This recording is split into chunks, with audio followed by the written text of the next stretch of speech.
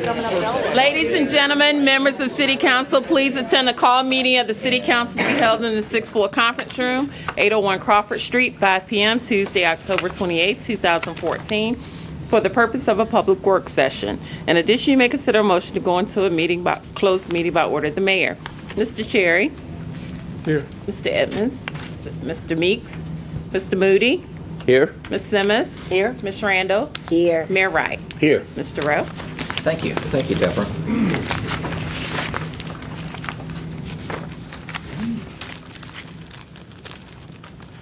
In the interest, we got a full agenda tonight, both in the work session and in closed session. And we have one item number 2, that's going to take over to the first meeting in November. Okay. So we'll cover items 1, 3, and 4. The community health assessment. And we actually have a contradiction. I mean, you'll see some statistics in this presentation that runs counter to this Reese Cup. You're telling me. This is, yes, sir.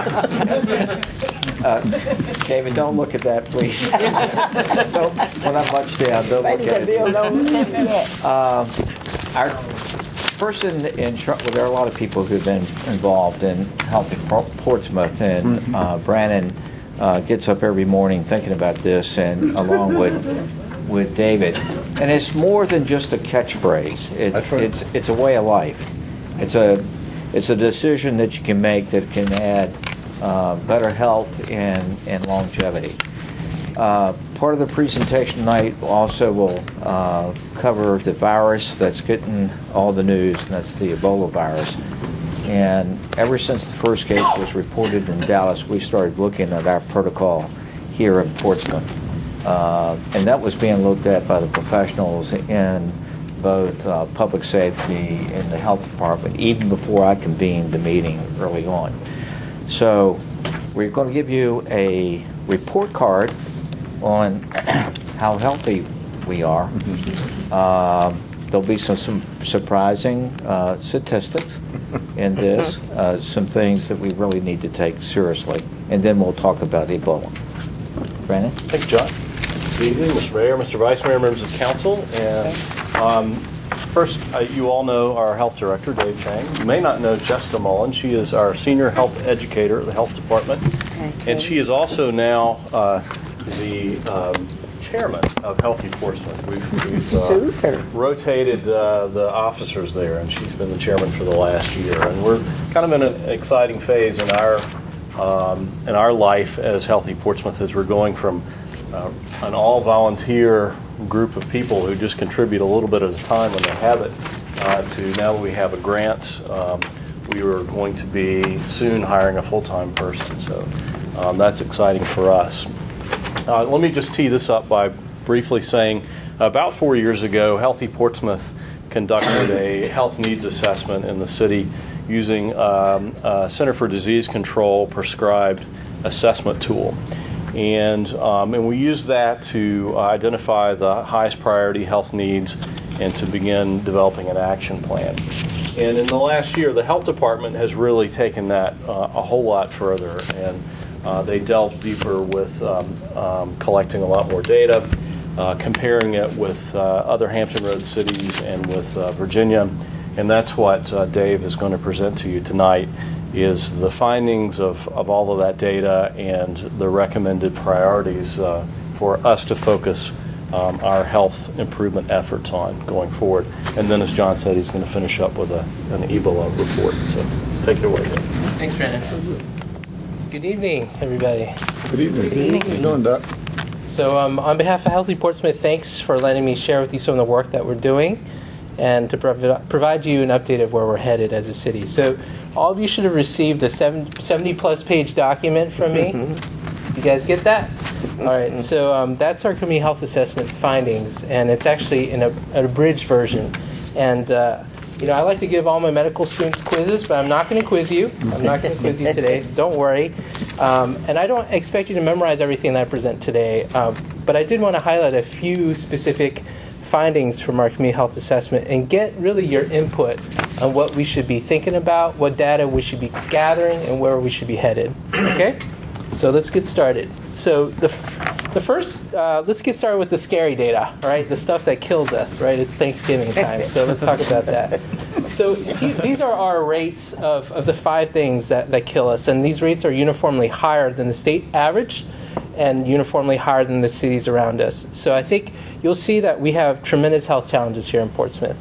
And hopefully I'm also going to show you today that we actually have tremendous opportunities as well. So let's move on from that to something that I think all of us can probably identify with. So not getting enough physical activity, right? So as you can see, Portsmouth is the red line, and it will be in all these slides that are coming up. And we have consistently had the highest rates of physical inactivity in this region. And alarmingly, this is a percentage of people who have had no physical activity whatsoever outside of work in the past month. So even golfing, gardening, walking for leisure, those are things that be considered physical activity. So if you can imagine, almost 55-60% of our population said they have not gotten any kind of physical activity in the last month. All right, so I want to give you another set of data points, though. So this is a survey that we did actually door-to-door last year, neighborhood survey.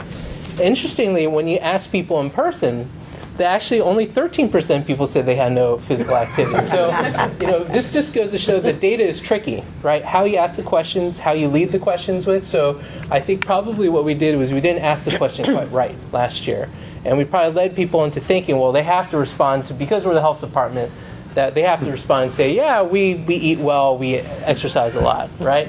But I think the interesting fact on this slide is the last line. That's bold. Feel safe walking in the neighborhood. And I actually think this actually speaks to what Chief Hargis is doing, that most people, 87% people, feel safe walking in our neighborhoods.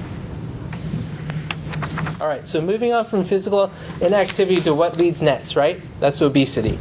So again, Portsmouth is the red line, and about 37.3% of our population is obese, meaning they have a body mass index of over 30. Now, this doesn't even include those people who are overweight. So those are people with body mass index of 25 to 29.9. So this is above the Healthy People 2020 goal, which is that yellow line that goes straight across. So we're 7% above that goal. We're above what the average is in Virginia. So we have a lot to work on. And when we surveyed the community going door to door last year, 39% of people said that obesity was their top health challenge. So a lot of people said that this was a major thing. All right, let's talk about food. Okay, so a food desert is actually an area that has low income, which means poverty rate of above 20%, and low access to healthy foods. So that means over a third of the people have to go over a mile to get to a grocery store. All right, so when you look at Portsmouth, so all the places that are food deserts are low LI and LA, which are green, and LI, LA, which are orange. So you see a large proportion of our city is considered in a food desert. Actually, 39%, or 14 out of 31 census tracts in Portsmouth. All right, let's talk about types of food stores we have. Now, does this surprise you guys? Over a third of our restaurants here in Portsmouth are fast food restaurants. About a quarter are convenience stores or corner stores. About a quarter are full-service restaurants, and 14 are grocery stores. I guess 15 now, because we opened Kroger. So that is good. We have more grocery stores. And of course, obesity and nutrition are related to diabetes, right? And we have high rates of diabetes and diabetes hospitalizations in Portsmouth, the highest in the region. And based on the survey the health department did last year, about 10% of households in Portsmouth have at least one individual in their family that has been diagnosed with diabetes. And as we speak right now, we actually have a team that's out there in the community surveying our neighborhoods. And they're actually getting to get even better data about diabetes. We're asking questions about pre-diabetes, because we know that so many people are underdiagnosed. And we are asking about gestational diabetes, because that has a link to getting diabetes later on in life. Okay, so we're going to move on to smoking. So as you can see in that red line, 23% of our residents smoke, which is far beyond the state rate of 18%. And the Healthy People 2020 goal, as you see the yellow line going across, is actually 12%. So we have some work to go in that direction as well. And smoking, as you know, is directly related to asthma exacerbations. And along with Norfolk, we have among the highest rates of asthma hospitalizations in the region. And when we surveyed our neighborhoods last year, 12.4% of households have reported a family member with asthma in Portsmouth. All right, so I'm going to go to two more slides that are really colorful. And so the take-home things from these slides are that dark red is bad. These are areas that have high incidence of heart disease or cancer, and the lighter areas are better. So this slide is about heart disease, and in terms of heart disease, we actually have 53% of our households said they had a member of the household with heart disease, and then our hypertension rates are also very high in terms of hospitalization rates in this region. Does this surprise you guys? Yeah. No. So some yes and some no. Okay. Hate it. All right, and this is a slide about cancer. So as you know, cancers is directly related to smoking. Most cancers are. And 11% of households in Portsmouth reported that they had a household member had been diagnosed with cancer. And as you know, we also have some of the highest mortality rates in this state directly related to cancer. So we have a lot of work to do. All right, just a few more slides. So this is an interesting slide that talks about poor mental health days. So in this region, we actually have the highest rate of poor mental health days as well. And about 13% of households surveyed said they actually needed mental health services, or somebody in the household received mental health services. I'm sorry, what's a poor mental health day? So this is a day where they actually, it's not when they're depressed, but actually when they feel the way they feel blue. It's more of a subjective feeling. They don't feel actually emotionally well. So it actually affects even sort of their day-to-day living habits. I mean, it was quality. We call them gloomy days. So we have hundreds of other slides to show, but I'm going to spare you guys from all that. You have your packets with you, but and you can review that in your report. And I just want to say that this project that we did in gathering this data was an 8-month project, and it required thousands of hours of staff time, and it was presented to Healthy Portsmouth leadership over the course of 6 months. So we had a really comprehensive amount of data.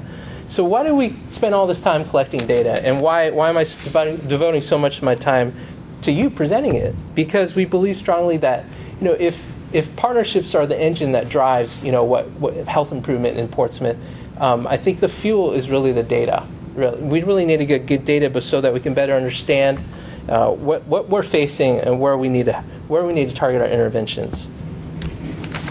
All right, so. In April and June this last year, Healthy Portsmouth used this data, and we got together to decide on our top health priorities. So to decide priorities, we actually asked everybody on the Healthy Portsmouth team to name 3 to 5 choices, given that they thought were the biggest health issues here.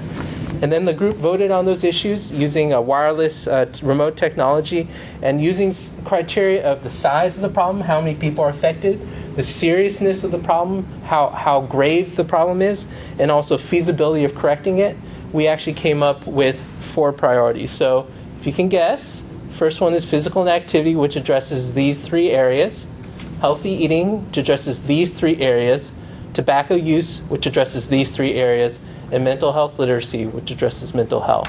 Now, we're not giving up on infant mortality and STIs. The health department has made that part of our strategic plan, so our internal plan is to address those issues. But Healthy Portsmouth, the community agencies at large, will be tackling these 4 big areas. And so how do we do this? So Brandon actually referred to how about 4 years ago we had a community health needs assessment. We used this model.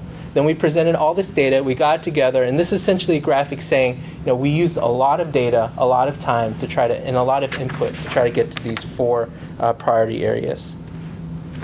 And so how are we going to get those priority areas to actually health improvement plan? And so we actually, this graphic essentially says, we have these focus areas. We're going to define them into goals, and we're going to drill down all the way until we get to actions. So today I'm not going to talk about all the way down in the weeds and the activities or actions. We're just going to talk about goals. So without further ado, here are our health improvement goals for this community. Number 1, to promote active communities, increase access to safe physical activity. All right, and these are our strategies. So things like joint use agreements with schools, so that members of the community can use schools after school to exercise. Collaborate with partners to market physical activity events. Facilitate and promote youth physical activities such as play dates, and explore using targeting messaging. Our second goal is to promote healthy eating and increase access to healthy foods and beverages. Some of these strategies include going to look at what's actually in our vending machines and trying to be able to offer more healthy options in our vending machines, because we know not everybody has time to actually go to a restaurant in the middle of the day. To promote healthy options in our restaurants, to incentivize restaurants to actually put healthy options on their menus, to increase availability of fresh fruits and vegetables, whether it's putting in refrigeration units in corner stores, or to try to improve the quality of food, or bringing farmers markets into neighborhoods that are underserved. Establishing partnerships to offer education, so food stations to teach food prep, or grocery store tours. All right, so if you guys haven't ever heard this before, if you go into the grocery store, where should you shop? Fruits and vegetables. You shop on the perimeter, right? That's Think about where all the good food is, all the healthy food is. It's on the perimeter, right? You try to avoid the middle. So these are things that we think would be very easy to actually teach our community. You know that. The ones over there too. All right. The third goal, to promote a tobacco-free community and reduce youth access to tobacco. And some of these strategies, we've actually been very successful in the city of Portsmouth with the partnership of PRHA and other agencies to actually go tobacco-free in a lot of our public housing. And so some strategies are to increase the number of tobacco or vape-free businesses and rental units, to implement tobacco pricing strategies, and to implement social media campaign to reduce tobacco product usage, especially among youth, right? We know that if youth don't start smoking, then they're probably not going to smoke. 90% of people start smoking by the time they're 18, 95% by the time they're 25. So if we can get them young, they're not going to smoke. All right. And the fourth is to reduce stigma and increase mental health awareness. And these things we're actually a little bit farther behind in. So we actually first need to survey and see what the awareness level is in the community, and to gather an inventory of mental health resources, and also including increasing mental health first aid trainings and social media campaigns to improve awareness. Okay. And with that, I'm going to end my presentation on our community health assessment and our community health improvement plan. So I just want to say that, I've been here for almost 3 years now as a health director, and I've really seen some really amazing people in the community. Health advocates like Mayor Wright, who's our face for a lot of projects. Brandon, who's so committed to Healthy Portsmouth. Somebody like Todd, who's really been so instrumental in terms of promoting health and wellness in our libraries. And when I look at Healthy Portsmouth, we have such great faith-based community leaders. We have community leaders from hospitals, the community health center, from all over the city, and who are committed, talented, and really capable people. And so, if after you sort of, and I wanted to give, of course, sort of my thanks to all these agencies on behalf of Healthy Portsmouth for taking part of this planning process. But if after hearing all this, members of council, if you would like to join us in discussing, how we can make Portsmouth healthier, we would love for your input and for you to join us in our Healthy Portsmouth meetings and to become part of our coalition. And you can just contact me or Jessica, and we would love to invite you to one of our meetings. Nice. So we would. I'm just going to stop there. We'd love to get your feedback and about our data and our plan, and I'll take questions. Well, Doc, first of all, let me thank you for your efforts. And where's Jessica? Come up here, Jessica. And your outreaching into the communities. We have teamed up at several churches. There's quite a few health ministries throughout our city, and a lot of neighborhood walks and a lot of things that Jessica kind of brought to me and said, hey, look, we need her and Brandon. We need a face, and why not get the biggest guy in the city, right, and the biggest mouth, and say, let's try to do something for the whole awareness piece. And I think it has worked a lot as far as getting the information out to people. People are a little bit more conscious about it, but I think the follow-up with education, what do we do, how do you support people, and it doesn't become just a catchphrase, or it doesn't become just something you do once a month or a year or something like that, and that whole sustainability piece. But it's interesting. We're going and traveling through the city, and Jessica does a great presentation wherever she goes, and she's always got real life examples, and people can relate to those things. And then when she showed the statistics and some of the other things, it's just, and I kind of observe the room whenever she's doing those presentations throughout the community, and it's amazing what people didn't know about our city and the health pieces there, and then the kind of raising the conscience there. So I want to thank both of y'all for what you're doing. The walks have worked. A lot of people still, I think most people want to walk. They don't want to do a whole lot of other things. We've launched quite a few of those over the last couple of years, but how do you get your arms around the data? I know we had that one piece where those health statistics, we were at pretty much the bottom in the state, and I think a year ago we may have bumped up a couple of notches. Did we? Yeah. Did we fall back down this year, or are we still up a couple of notches? You make a great point. Like, we have fantastic people here. Like, Jessica is amazing at what she does, and she's very committed to the city, and we have so many advocates.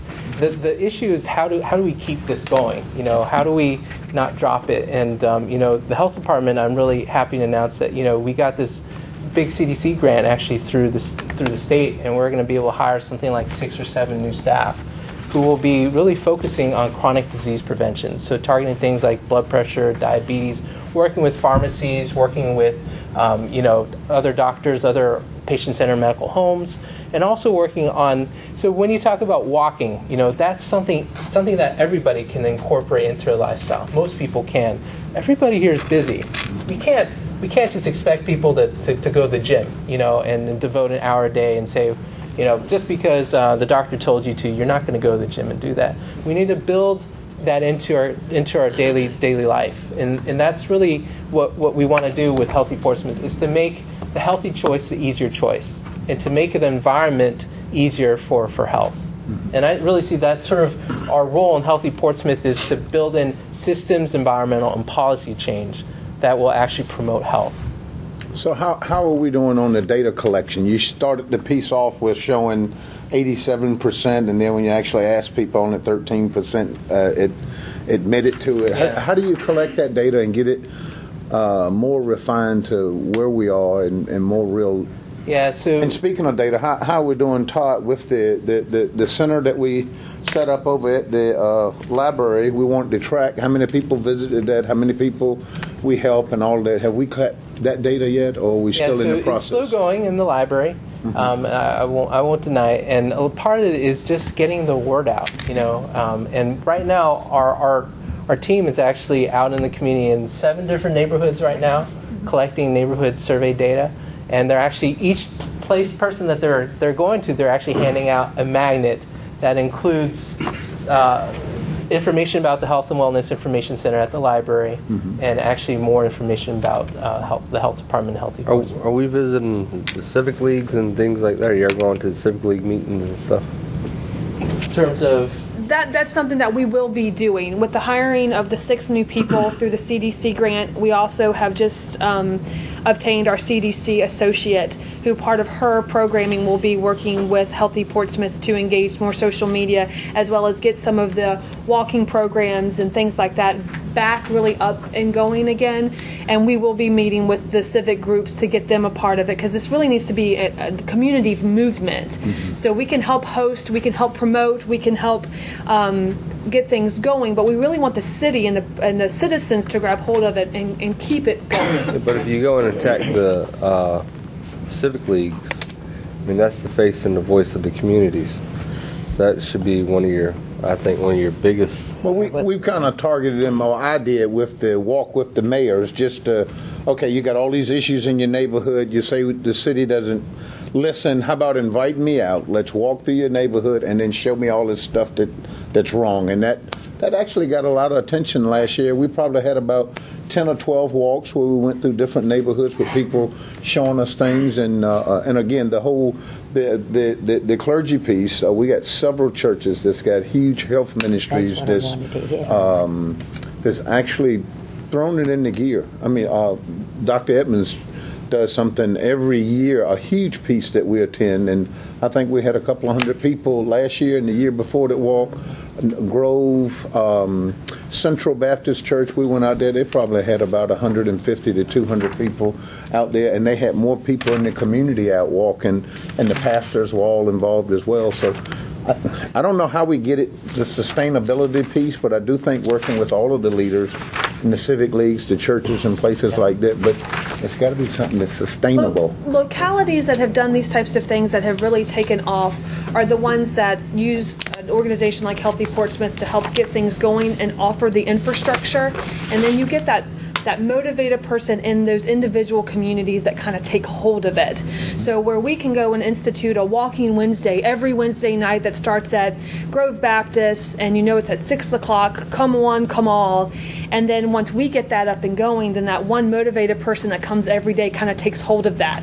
And then they become the catalyst of change in that community. And it goes from walking Wednesdays to family Zumba Fridays to, however that goes. But that's what we're hoping to do, and being able to offer a little bit more staff will help support some of that infrastructure in those neighborhood communities. Ms. Randall? That's one of the things that many of the churches have started doing, and I know within our church we have a Healthy Portsmouth unit, and the ladies and the men are doing the walking, and the young children are involved in a lot of the activities. And I think that's where it begins, in the home, when the parents take the initiative. If it's no more than walking around in your community, we are seeing more of that taking place within our communities because we feel it's safer to walk with it. And I think we need to continue to encourage it. I've even noticed the school children are now walking through the neighborhoods because it's nice. And it's good examples for them to get involved with also. Yeah, we had several schools that we actually had some walk with the mayor and walking school Victory. buses. And a lot they of them love before school and after school, the teachers and all of them. Mr. Meeks? Yeah, on the joint use agreements with the schools, is that kind of what we're already doing? Yes, it is. Margaret? In fact, we are. Went up. Yeah. We finalized the agreement. Okay. And I signed it. We did Yeah. that. Good evening. Yes, actually, in the schools that we're in now, we have those evening programs. We have, of course, our before and after that ends at 6, and then at 6:30 we have the evening programs, which is for ages youth to up to adult. And some of those programs give them an opportunity for gym usage and all sorts of activities. So it gives them a little more time after school inside to be able to do some active events and things. And the schools that we're in are James Hurst, which is large numbers, Churchland Elementary, Churchland Primary, and Simonsdale. And those are the areas in the city that we don't have recreation centers that are real close to the communities. So they have really taken off, and Nita and I in discussing trying to make sure we got the right schools. That has really been a success. So yes, those are some things. And then the other thing too is to add, we have partnered with them in terms of the spring for a track program. We talked about that today. And registration will start for that real soon. And then the other piece is our basketball, which will start November 1, so which will still have our regular leagues, but we'll still have some open gym times as well. Yes. Okay. Now, are we going to be able to incorporate this Healthy Portsmouth with the open gym times so we're not bothering the schools? Well, we do a lot of, actually, they may not mention, but we do a lot. We just, were you all familiar that we got the grant where we've had the organic garden that they've already put at Cavalier Manor? So we're doing a lot of these healthy initiatives now. Actually, the young man who was featured in the article has gone out to Norcom and met with the coaches. He's going to different schools telling them about the organic program. So yes, we have already started doing a lot of those programs. I think we did the first walk with Parks and Recreation, and we've done some line dancing, exercise, getting up and moving. So yes, we are doing a lot of these programs. And that's part of Healthy Portsmouth, is to help promote the programs that Parks and Rec are already doing. We're not looking to do a new Zumba class. Right. No, We're you wanna looking to piggyback. promote the Yeah. Zumba class that's going on at J.E. Parker on Right. Tuesdays and Thursdays. That's what we're looking to do as well, is to help promote what's already there. One other area is Councilmember Page is the Boys and Girls Club. You probably could team up with those guys. Definitely. They're in what, 2 schools? Yes. 3. Waters, yes. Waters. And we do have with Todd, we have some classes in the libraries as Waters, well. Douglas Park, and Hodges Manor. That's Correct. right, and they're doing a good job with that in the community Thank you all as very much. well. And before you take that slide down, please look at all of those partners there. All of these people play a vital role. I see Portsmouth Redevelopment and Housing Authority, Virginia Cooperative Extension there. We've actually gone to several of the Housing Authority properties and had functions there with kids talking about healthy eating and lifestyles and things, and it really does touch your heart to see these people out trying their best to make sure they get that information out. So I applaud you, Doc, for what you're doing, and keep up the great work. We'll get there. Thank you. And thanks for all your suggestions. All right, I really thank appreciate you. it. Yep, very good.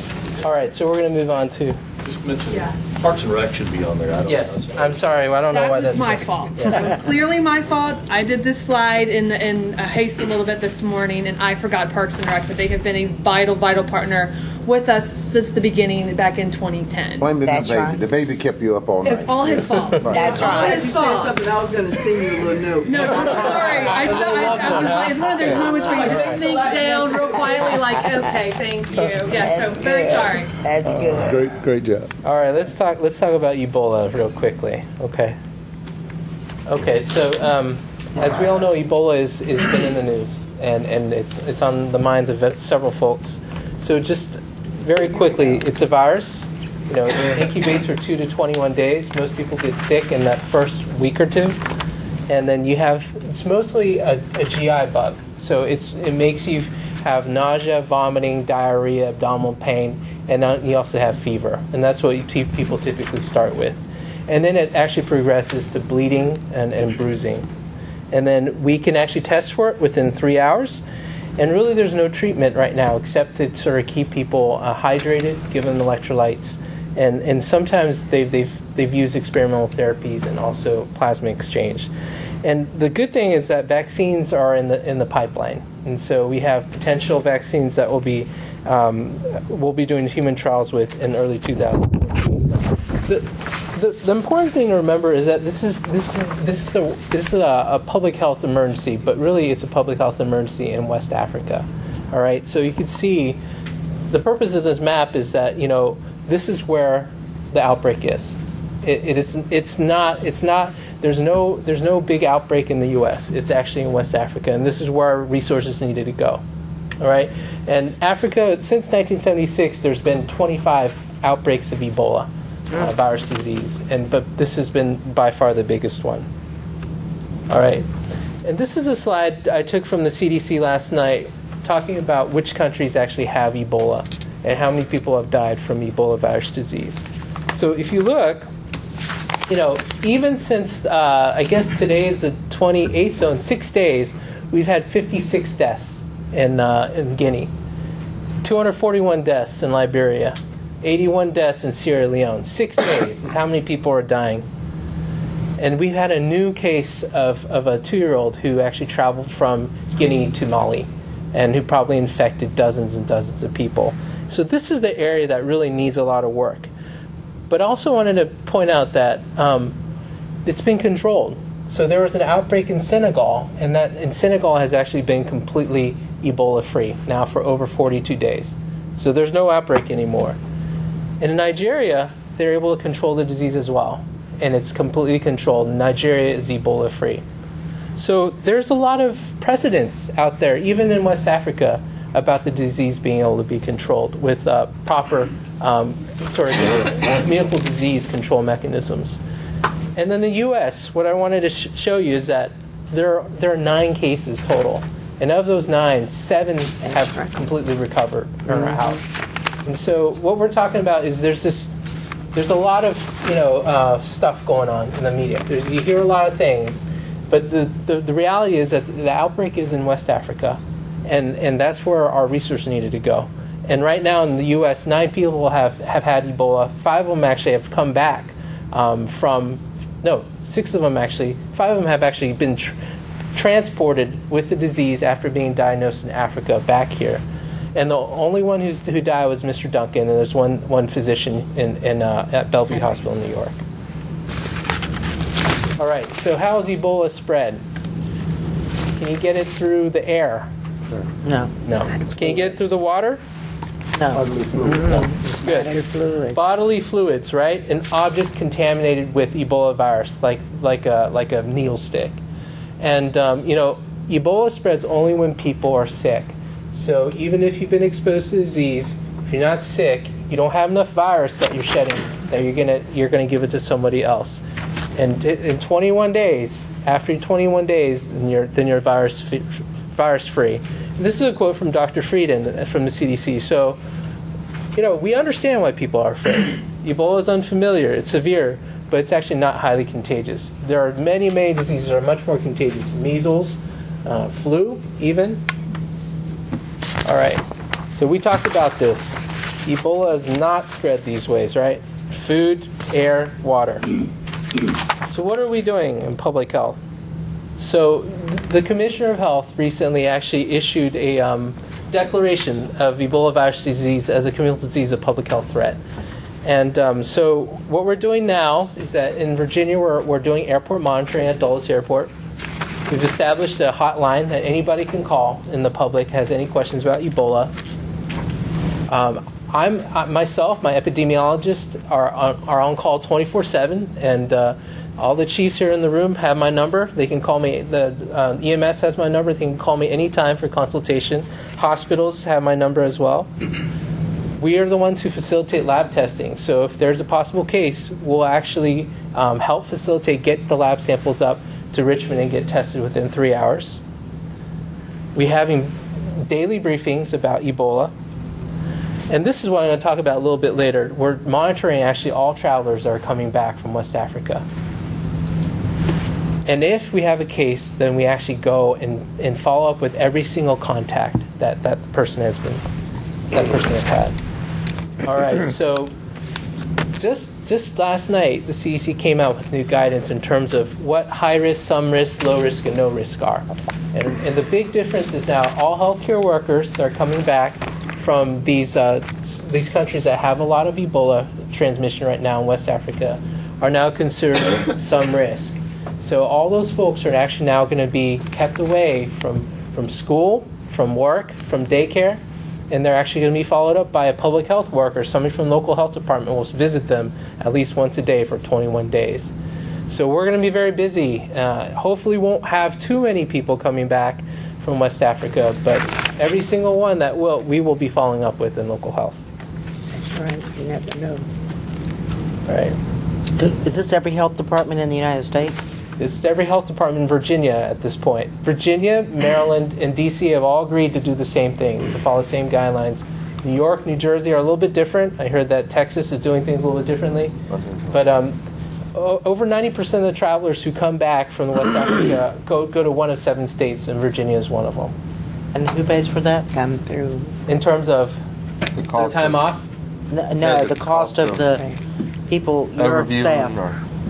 No, You're absorbing that cost. Yeah. And we have a great group of medical reserve corps, and we will call on them if we need to. So these are volunteers that work in the community. All right, so what are we doing in Portsmouth? So the people we have to first think about are the first responders, those who actually potentially may get the first call. And so, right now, there are already mechanisms in place that people will ask about travel history. And so that we know that before we actually go respond, that the person is potentially an Ebola virus victim. Screening protocols are getting in place. We've been talking a lot about personal protective equipment. We've been talking with emergency departments, the Naval Medical Center. We've been talking with Bon Secours Maryview Hospital. They have screening protocols. They're doing PPE training. They're getting their isolation units organized. So Centera has already organized 2 hospitals as regional centers where they're going to send all their possible cases. And I assume Maryview and Bon Secours will do the same soon as well. Doc, do we have all of our PPE here in Portsmouth and folks ready and know how to don it and all of that in the event? I'm going to have to defer to Beck. And again, this has been a team effort. Beck through our EMS. If you listen to those Jeff brave has been souls at 60 Minutes Sunday, you saw a lot of that. They were trying to get it on the fly, and a lot of people were doing a lot of courageous things. And due to misinformation, they were kind of looked at. Right now, we're in the process of going over the donning and doffing at this point. We started classes last week as far as teaching the donning and doffing. We have MMRS has the suits. We have the Serenex, which is a level better than what most people use.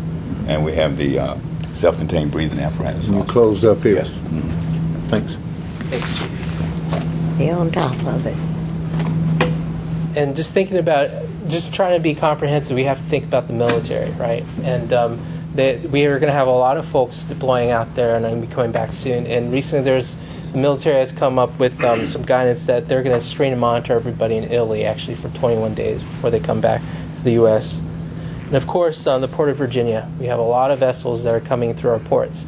And we just had an exercise last week with the Port Customs Border Patrol and also Coast Guard to talk about how we respond. And from that briefing, I learned that there have been 11 ships since the Ebola outbreak started that have actually passed through our ports that originated from West Africa.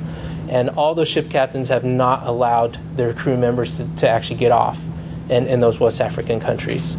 And there are protocols in place in terms of what they would do actually if there was a suspected case of Ebola virus disease. And we're, of course, convening and trying to get everybody around the table. All right, so here's some more information. If you want to look it up, you can go to the CDC website or the Virginia Department of Health website. And here's our contact information. Very thorough. All right, thank you. Good job, Doc. We've got a great team. Excellent, Jingle. Excellent. We're blessed to really have a multidiscipline group of professionals, from first responders to the health department. They have a lot of passion for what they do. The next item is the quarterly financial report for the first quarter of this fiscal year, 2014-15, and Carol's going to bring this up.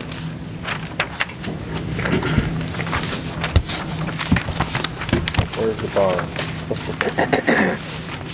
Good evening. As John mentioned, this is our first quarterly financial report for the 2014 fiscal year. This is, of course, the first quarter in the fiscal year limited to a 3-month time period. And because we do modified accrual accounting at the end of the year, some of the revenue that we physically receive on a cash basis in July and August gets accrued back to the prior fiscal year. So in some cases, you'll see we have very limited data at this point. When we provide council with the mid-year budget update, we'll have more meaningful data to draw trends and conclusions from. As we mentioned in our last presentation, our revenue collection is not smooth. It's lumpy, if you will. It tends to vary based on the type of revenue. Our real estate, which is obviously one of our major revenue sources, is paid on a quarterly basis, and personal property is only paid once a year, so that obviously causes some variation in our bottom line. The business professional occupational license renews on December 31st, and we receive revenue on that through March. On the expenditure side, though, because a lot of our expenditures are either personnel related or the contribution to the schools, for instance, we pay on a monthly basis, those tend to be more consistent than our revenues are. So again, with only 1 quarter into the fiscal year, it's early to draw any meaningful conclusions, but based on what we see so far, we don't have any reason to believe that we'll see any significant deviations on either the revenue or the expenditure side. We are paying close attention, of course, to the state budget situation and how that will impact the city. We already know that we're going to have to reinstate the return of some of the state aid to the state as part of the state's budget solution. So this is a snapshot of our general fund with 3 months of the year behind us. We are at 17% of projections on revenue, and expenditures are at 26%. And we'll drill down into some of that in a minute. And again, keep in mind on the revenue side that because of the accrual process, that number is lower than it will be by the time we get to the end of the year. Our top 10 revenues account for about 80% of our total general fund. So by just focusing on our general fund revenues, not including the transfer from fund balance, but by focusing in on just those top 10, we can get an excellent idea of where our revenue position stands overall. And overall, these key revenue sources are performing as projected, but again, we're early in the year. You can see these are our top 10 revenues.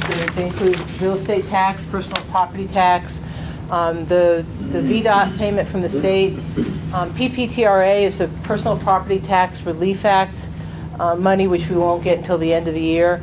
The state also provides reimbursement for its portion of our constitutional offices in the form of shared costs. We have a transfer from the Public Utilities Fund in the form of a return on investment. Let me stop right there. As you know, the local paper is going to be doing a story on the return on investment. It's like they just discovered fire. This fire has been around for a long time with a lot of municipalities nationwide. And we have suggested that they may want to talk with some people who have real world applications. But it goes back, it's been in the budget as return on investment. I could show you the 1991-92 budget where it shows return on investment, water and sewer fund. It's really a simple calculation. You take all the assets, you figure out what return you're looking at, and that gives you the amount of the money. It is on both water and sewer. It is a... Don't separate them. No, sir. That's right. And there is a risk. The owners, and I think this came as a surprise to the person that's writing the story, that citizens of Portsmouth own the utility system, not the customers. Let me give you an analogy. The renter in an apartment complex does not own the apartment complex. It's not a co-op. As an owner, there are inherent risks in the utility operation. What are those risks? The risk is that there will be some regulatory agency like the federal government or the state health department that comes down and says you've got to disinfect either your effluent or your water a different way. And that could cost millions of dollars to change that. And I'll give you an example. Because of the concerns that of chlorinating water, there's a move to go from chlorination to using UV ultraviolet light as a disinfectant. And think about that. How do you do that? Think about a large pipe. You put a light on the inside. That water is moving really quick. How do you get all the little bad guys that are in that water disinfected as it moves past that light? There's a lot of science there. So one of the risks is that some agency is going to come and down the road 10, 15 years, come up with some regulatory. That there be economic downturn. That think about your shower and the difference in your shower head today versus what it was 25 years ago. You're trying to coax the water to come out. Why? Because water-saving devices have been placed into the shower head. So nationwide, there's been a decline in the use of water. There are risks involved. How do we finance our utility project, our capital projects? We do debt primarily. And what debt do we use? We use general obligation bonds. We call them double barrel bonds because we say that they're financed with the revenue from the system. But when we go to New York to the bond rating agencies, they say, thank you very much. They push that aside and say, we want to know what the creditworthiness of the city is. We want to know the income data of your citizens. We want to know how diverse your tax base is, because it is the general fund that is the backstop for these bonds. And when you issue general obligation bonds, you're bumping up against the constitutional limit for your debt, which is 10%. You have an opportunity cost. If you issue a general obligation bond for utilities, then you can't take that money and do a park or do a school or do a new health department. So this is not new. You have done absolutely nothing wrong. The rate of return for you is 8.1%. Now, the measurement that we use is what the State Corporation Commission uses to allow a rate of return on the utilities in the public sector. People like, or companies like Virginia Dominion Power or Columbia Gas. And when Virginia Dominion Power goes and asks for a rate increase, the rate of return is worked into that rate. And so we track that. We know what the range is. And the range is that the State Corporation Commission, we fit right in the middle at 8.1%. And so as a measurement about how we fare with a utility company like Virginia Power, we actually are getting a lower rate of return on the investment.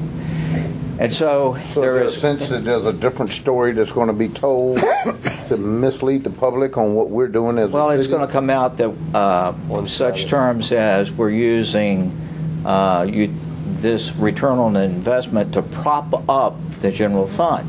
Now think about that term. That's a pejorative term. You might hear it that in this context, the United States government is propping up the Afghanistan government. I mean, what? So when you use a, I don't think it's propping up at all. It is a legitimate return for the investment that the owners of the system has put into the system and the risk that they're taking. Our sister cities use the same philosophy? Richmond actually has one in their charter.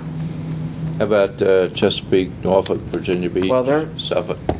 They don't have their own water. That doesn't matter where they get the product from. I'm asking how they account for the utility fund. Most cities have most utility operations have a rate of return to acknowledge the fact that it is an investment, there's equity in the system, there's risk involved, and the owner of the system is, this is a department. There's no legal entity called the Utilities Department. The Utilities Department cannot issue debt. They can't manage the capital. Guess who does? You do. And so such terms as propping up or a money grab, they'll be probably, the system's been neglected. One of the measurements of how efficient a, let's say, water system is the difference between how much water you produce and how much you sell. For example, if we were in the water bottling business and we produce 2 bottles, but only 1 bottle gets to the shelf, then we have a 50% loss. A bottle fell off the truck, got broken on the floor. Our loss between what we meter at the plant and what we sell is less than 10%. It has averaged 7.5% for the last 8 years or so. And the refurbishments that we're doing now with the filters and all of that now, that's all costs that we incur as a cost of doing business, and the only way to pay for that is through these legitimate rates of return, correct? Right. Has our rate of return increased lately in the last couple of years? It fluctuates. It has gone up, but our investments are going up too. Right, we got a huge rehab going on right now, $30 million. Brian, how much is our filter? The new filter project we haven't started yet is going to be between $35 and $40 million. And then our utility piece downtown. Downtown, just this phase out here is 12, and the next phase is estimated to be around between 16 and 18. But that's not been designed or bid yet, but that's the early estimate on the next phase. And it's about close to the whole downtown master plan was estimated about 60 million. And see, we're able to get a rate of return of 8.1% because of the efficiencies in the system. And that's not just the infrastructure, it's the people, and the people who work for Brian. These two are professionals, are very passionate about what they do because they're creating a product that goes into people's bodies, and people, when they turn on the faucet, they're not asking the question, is this stuff pure? They're making the assumption just implicitly that it's safe to drink. Funny, that's a big responsibility. I met your water tester guy out there at the middle school. He was testing the other day, and I was drilling him.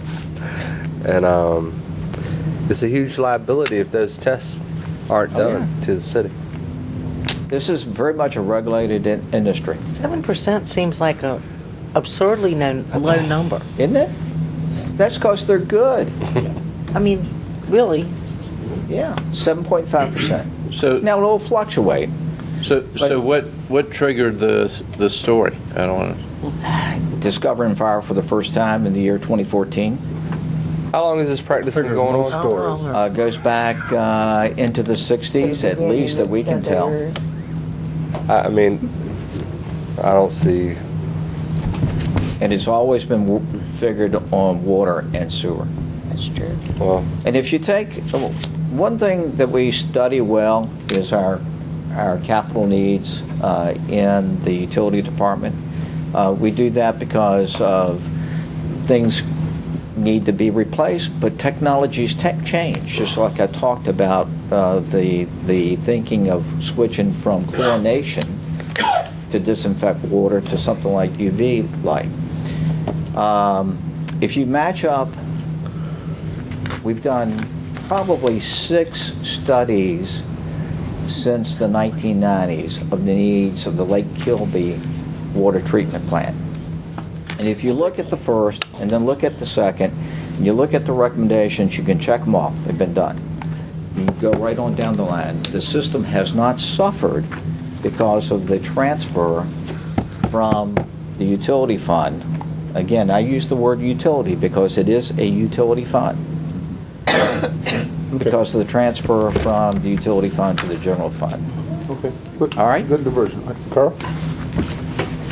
So moving down, the telecommunications tax, sales and use tax, our restaurant tax, and our business professional occupation license taxes make up our top 10 revenue. And again, those combined are 80% of our total revenues, not including the transfer in from fund balance. The real estate tax, which is our largest tax source, it is paid quarterly. The first payment was due on September 30th, except for senior citizens, which have a due date of October 5th. Oh, yeah, Ms. Meek? Seeing the bean pole, John, how's Sherry? She hear anything in Richmond about the bean pole tax? We have to really be vigilant about that. That's always a candidate for being either reduced or eliminated. That's been coming up for years. Yeah, but I mean, I want to make sure we're. It's on our watch list. Yeah. That's a very $6 good million. Personal property taxes, I mentioned earlier, are due once a year on June 5th. So except for supplemental and delinquent bills, we don't really see any revenue collection until near the end of the fiscal year. The sales and use tax revenue that you see there represents just 1 month of collection. We have a 45-day accrual period, and so we because of the timing of the receipts from the state, we accrued back all receipts through August 15th, and that left us with just 1 month of data. The restaurant tax represents 2 months worth of data because we have one payment that was accrued back. And as I mentioned earlier, the majority of the BPOL revenue is received in January through March. VDOT is exactly where it should be at 25% of budget. I mentioned earlier the Personal Property Tax Relief Act will not be received until after June 15th June 30 when we accrue that money back. And this amount remains fixed every year. And the shared cost that we get from the state in support of the constitutional offices is paid to the city monthly and is based on actual expenditures that we report to the state. On the expenditure side, you can see that these are our functions, and there are a couple of functions that do not have regular payment cycles just because of the type of expenditures that are in them.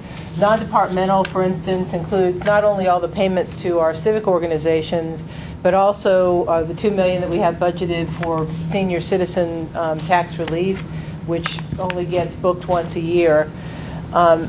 Likewise, debt service is paid when the principal and interest payments are due. And just because of the timing of that, we are 55% of the budget, but we will pay out exactly what is budgeted because that's based on our debt amortization schedule. But you can see that most of the departments are within the 25% range that they should be at this time. The other financing uses is primarily transfers to other funds, and with many of those some of it's to the capital improvements fund, but some of it is where we have subsidies to the other funds, and we wait until we see exactly where that fund ends up to know how much to transfer. Turning now to our other major or subsidized fund, the Public Utilities Fund has 21% of its revenues realized and 23% of its total expenditures. And again, just like the general fund, their debt service doesn't run on a regular 1/12 of a year payment cycle. It's based on when the due dates fall. Waste Management Fund, revenue is at 14% of budget, but total expenditures are at 16% of budget.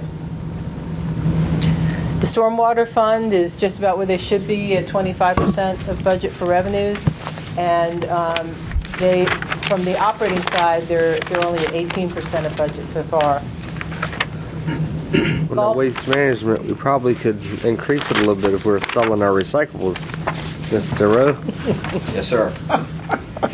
The Golf Fund is at 31% of budget with revenues and 29% of budget on operations, and so far all amount for debt services, which is probably fiscal charges. Yeah. Hits just keep on coming.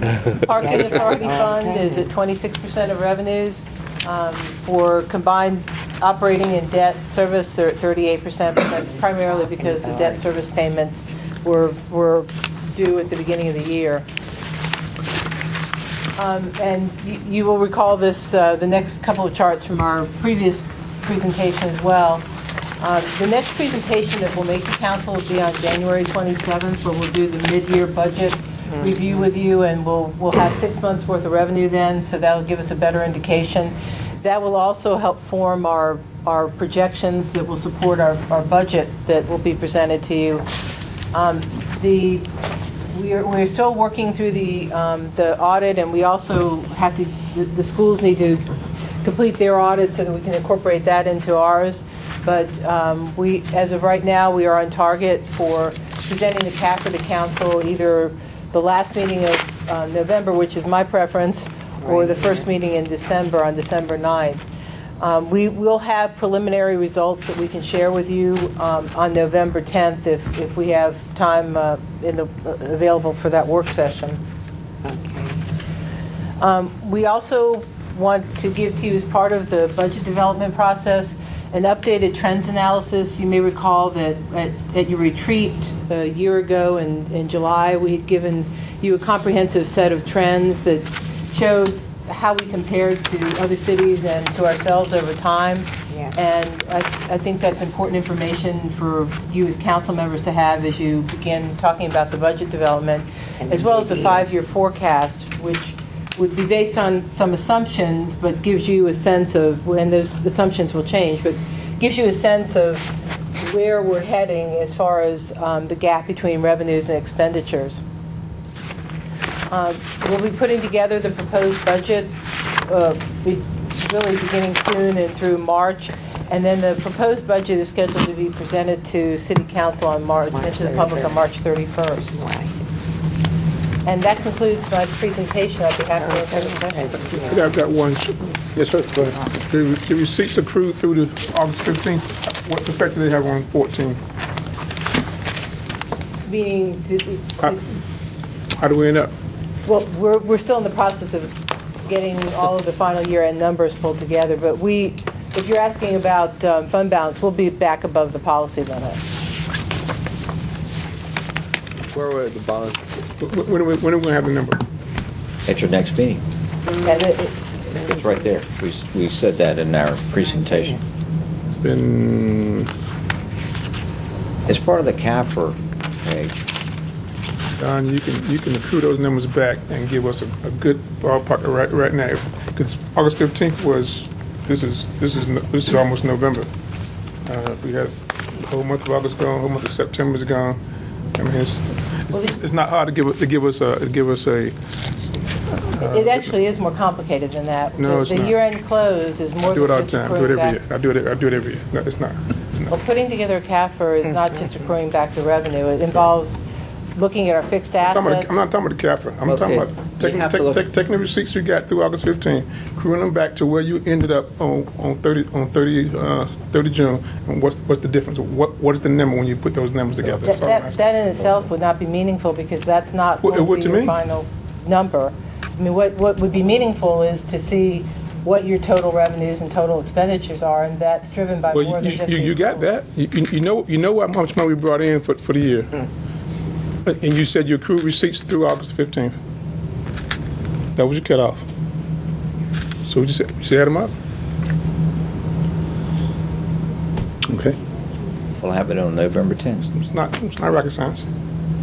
All right. Thank you.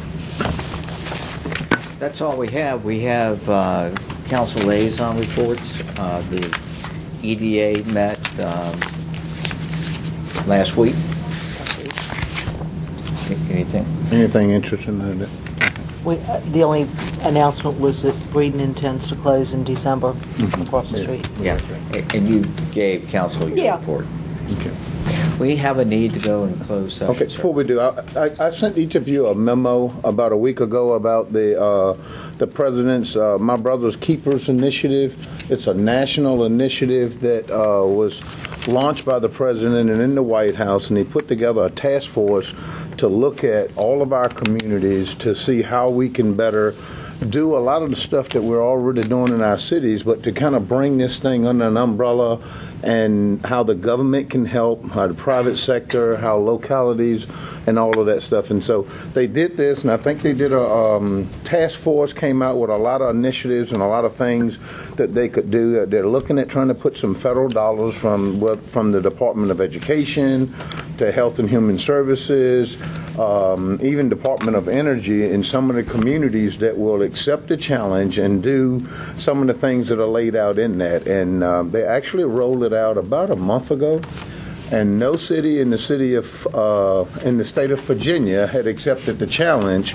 And Senator Warner's office had contacted me, and I was in contact and talking with Reverend William Smith at First Baptist Taylorsville. He happened to went to the White House for a conference that they had on a myriad of things, and they were talking about the community involvement, they were talking about the Ferguson piece, but the biggest piece was this whole workforce development and what are the localities doing to kind of get their arms around this. And you all know Dr. Cook did a piece in the State of the Region about 3 years ago that talked about the region, and then it talked about the African American males that are in this Hampton Roads region that are out of work and are not even in the workforce or looking for jobs. And that number over the last 10 years has gone somewhere from like 10,000 to almost 50,000. And it's a real staggering number. And they talk about some of the things that could continue to drag this region along.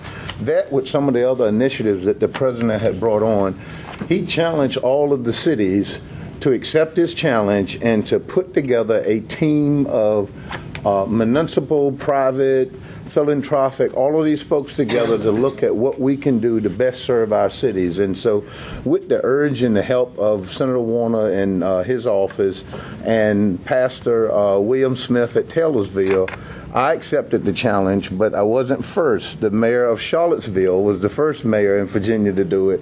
We're the second. And if you look nationwide, I think it's over 300 cities, mayors that's accepted that challenge. And they've got some canned things in within the first 45 days. The local community should convene an action summit with key public and private sector stakeholders to assess needs, determine priorities, decide what combination of the objectives that they want to tackle, because you got different objectives in this task force, and they don't expect you to do them all, but they're looking for you to maybe to do something in those areas, and it's involving all of us. So I thought it was a super opportunity to be, especially under the workforce development piece.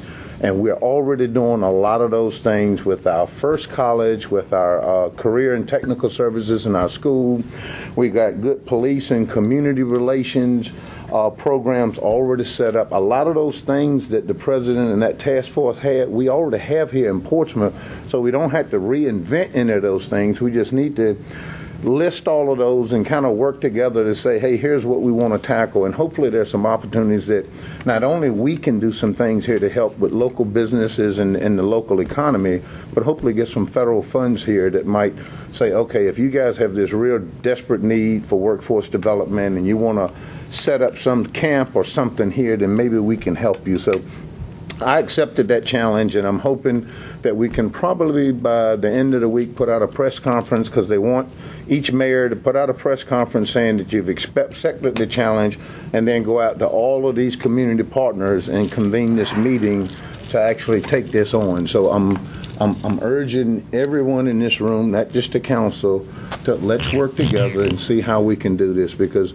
these types of things within our communities are going to hurt this economy and us coming out of this recession.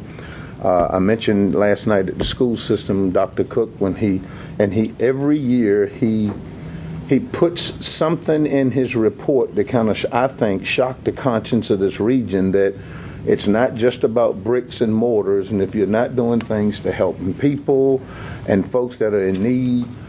He did this piece on these homeless children in Hampton Roads and what it's costing. And I don't want to misquote him, but he pretty much said that you're better off in your city going buying these abandoned and blighted homes and putting these folks in it for what you're spending. And I thought last night the school system said they were spending about $200,000 just on transportation. They are.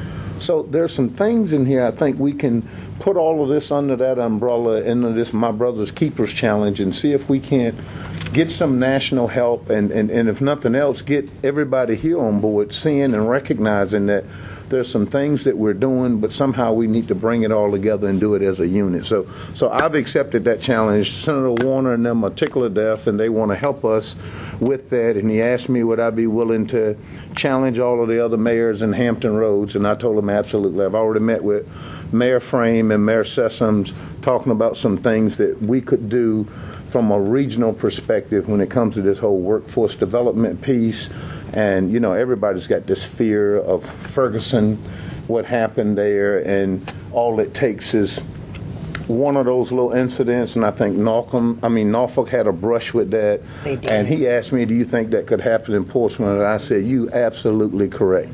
And so, I mean, so that shouldn't be the fear that drives us to do this. But I'm proud of what our police and our community relations are doing and all of those things. But we've got a lot of work to do with citizens that are out of work, that need help, and we need to get some of those resources and see if we can't bring that together. So I'm glad the president put this challenge out. I accepted it, and I'm hoping that we can all work together. So we'll put a press conference out, and hopefully in 45 days, try to get together with all of our foundations, because I think the senator said in some of the other cities, there's a lot of huge, the Southeast Community Foundation, I mean, these people got tons of money that they want to put toward this whole workforce development. There are companies looking for people that with some qualifications, and so I think it's an opportunity under the My Brother's Keepers initiative and through the White House to be able to take advantage of this. So stay tuned for more of that. And so, yes, ma'am. I'd just like to add to that. We've always been speaking in terms of the Portsmouth family. And that is what we should continue to hold foremost in our minds. And sometimes we don't always think about the whole Portsmouth family. We can become so divided, and I'm going to be leaving. But at the same token, I'm very concerned about us working together as a whole. We can only be as great as the sum of our parts. And we can sometimes split ourselves apart so that we forget that what happens downtown impacts what happens in Churchland or whatever part of the city. And we need to think in terms of when we market our city, the entire city. It's not just downtown, Cavalier Manor, wherever. We are a family.